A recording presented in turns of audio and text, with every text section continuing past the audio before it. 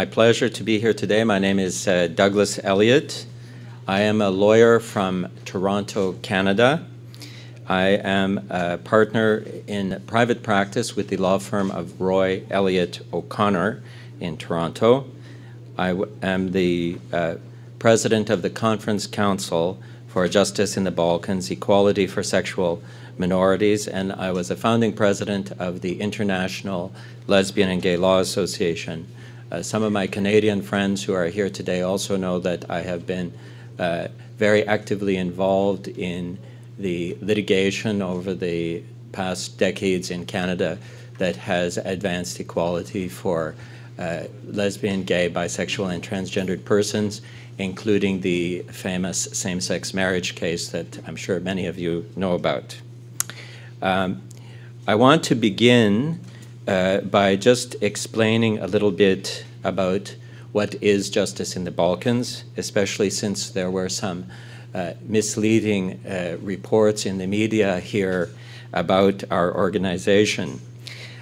Justice in the Balkans is not the property of the government of Montenegro, and it never has been, with regret. It was actually conceived in Canada many years ago when I met Jovan Kojicic in Ottawa as I was arguing a famous case called Hislop versus Canada.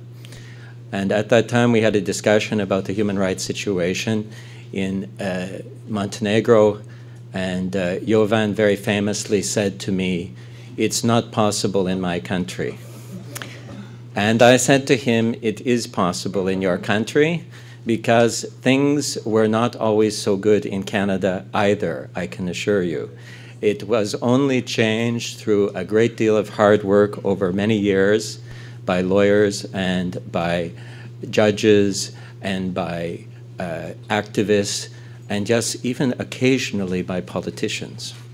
But it was a hard struggle. And I told him that we had to start somewhere, and someone had to be willing to take a leadership role.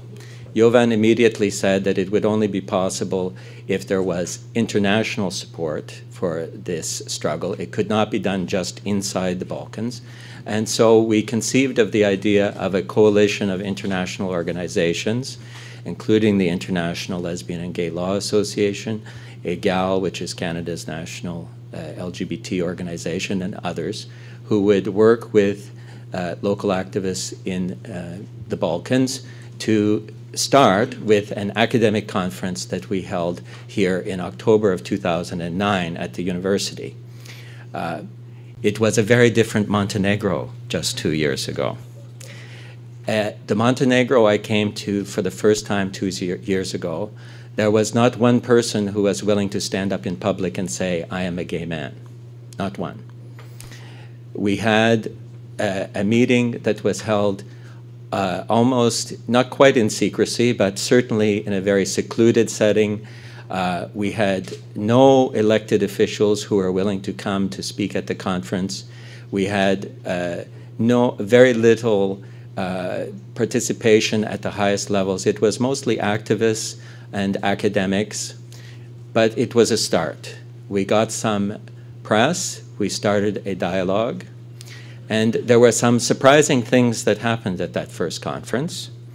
At that first conference, many of us who were coming from other countries were afraid of the threats that had been made against our conference by the fascist minority in this part of the world. And we were nervous that perhaps the police of Montenegro would not be very interested in protecting us. And we were very wrong. We had excellent protection from the police here. In fact, I decided I would call them the angels of Montenegro, and I see one of the angels is here tonight. They were excellent. They became actually very interested in LGBT issues, to our surprise. And one of our next projects was to arrange for training for these officers in LGBT sensitivity training, which was held in cooperation with the Toronto Police, and Tom Decker is here, who did this training for the Toronto Police, and also in Los Angeles with the help of the Williams Institute. And it was amazing to me not only that they participated so enthusiastically with the full support of the Director of Police, but that when they came back, the Director of Police, who I say is also here tonight, issued a press release and was very publicly proud of the work that his officers had done. I thought it was remarkable progress in a very short period of time. This evening, of course, we have a stellar cast of local politicians led by the Deputy Prime Minister, and I'm very grateful for that support. For me to come here to know that we have the full support of the government of Montenegro and to see the double eagle on the rainbow flag, this is something that I would never have dreamed was possible just 2 years ago.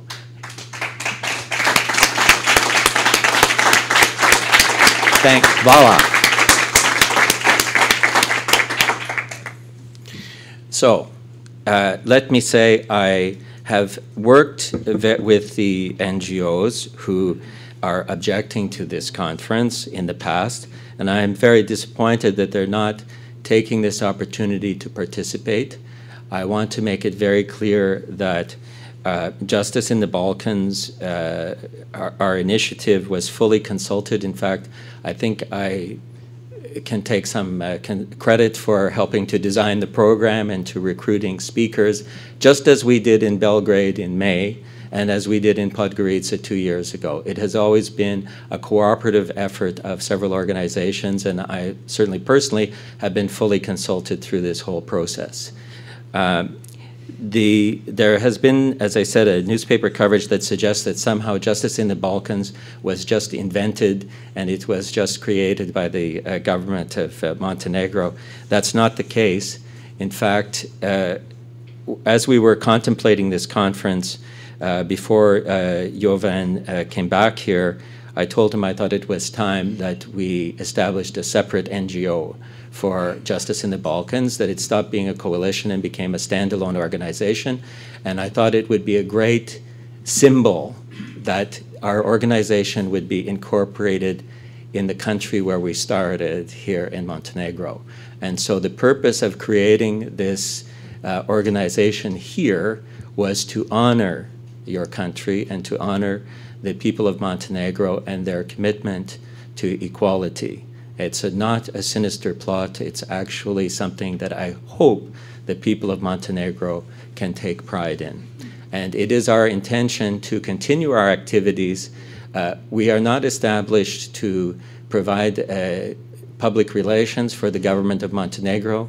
We are here to promote equality throughout the Balkan region, and not just in Montenegro. And it is our intention to have another conference next year.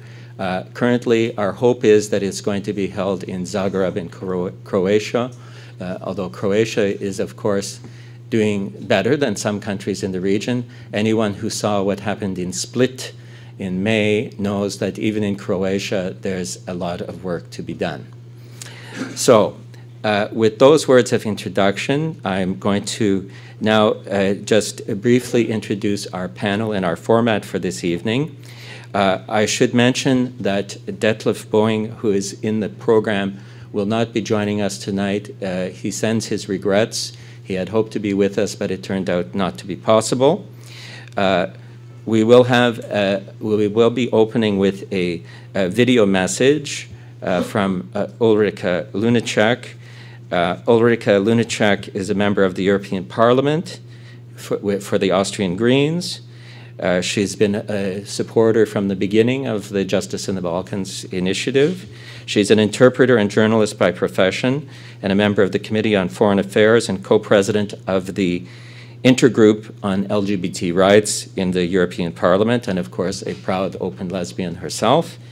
She has been not just active in Justice in the Balkans, but also a very active supporter of LGBT rights in Montenegro. We will then be going to our live panelists, and I'll introduce them now in detail, and then I'll just call them up later on. So to my immediate left is Jadranka Buljevic. Jadranka Buljevic is a judge of the Basic Court in Serbia, located in Novi Sad. which is the second largest city in Serbia. Judge Buljević has worked as a judge for more than 10 years and was an enthusiastic participant in the judicial training that we offered for the first time at our Justice in the Balkans conference that was held in Belgrade in May of this year. And we're very grateful that Judge Buljević is here to share her experiences and her views as a judge from the region.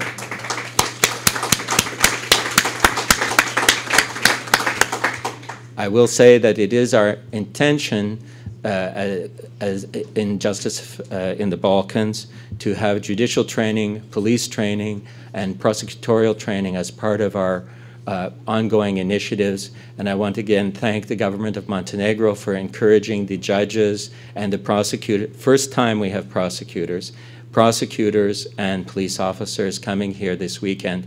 It is absolutely critical to have that institutional training and not just laws. So thank you very much. And I say that Chief Prosecutors here, we're very grateful that you're joining us. We know from the Serbian conference that if we're going to make progress in the region, it's very important to have the prosecutors as part of this process of building democratic change and strengthening equality.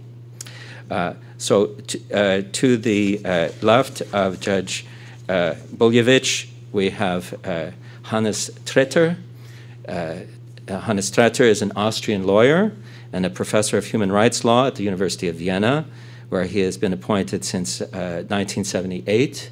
Professor Tretter was one of the co-founders of the Ludwig Boltzmann Institute for Human Rights, and he is currently joint or co-scientific director of that institute. Professor Tretter is also the vice chairperson of the executive board of the European Union's Fundamental Rights Agency, and if I may say so, is continuing the great support we have had from Austria for the Justice in the Balkans project. So thank you, Professor Tretter. And to the left of Professor Tretter is Ferhat Dinosha. Minister Dinosha is the Minister for Human and Minority Rights Protection of Montenegro, a post he has held for several years. Minister Dinosha is also the leader of a political party in this country that is part of the governing coalition in Montenegro, the Democratic Union of Albanians. And I believe this may be the first time that Minister Dinosha has attended an LGBT rights conference, and we're very grateful that he has chosen to grace us with his presence.